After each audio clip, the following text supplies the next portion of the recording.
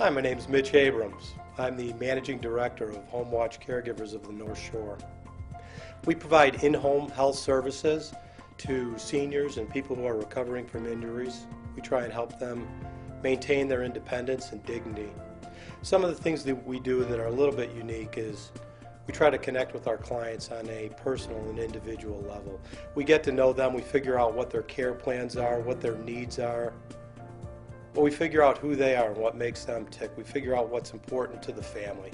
And that's a big, important component of what we're talking about and what we do. I had a family that we worked with this summer. Beautiful family. They've been together for 61 years. She was in her 90s, Annette, and she decided that she didn't want to have a procedure. She was in the hospital. She had fallen, she broke her hip, and all sorts of complications occurred. Well, they discharged her, and because she didn't want to do the procedure, they decided, the doctor said, she was a hospice patient. Now, I had the opportunity to visit with that family for 3 hours.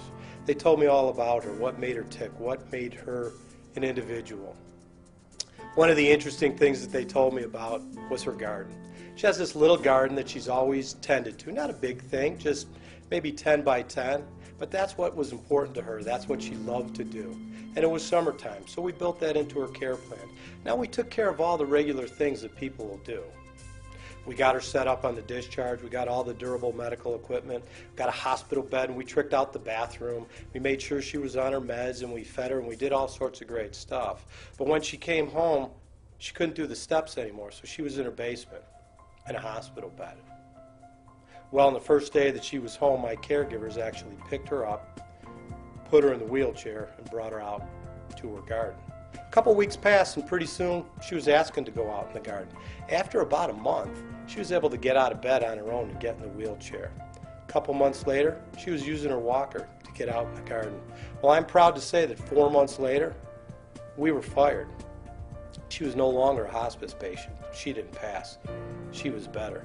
If we didn't have the opportunity to spend 3 hours with that family and find out who they were and what made her tick, we wouldn't have been able to build that into the care plan.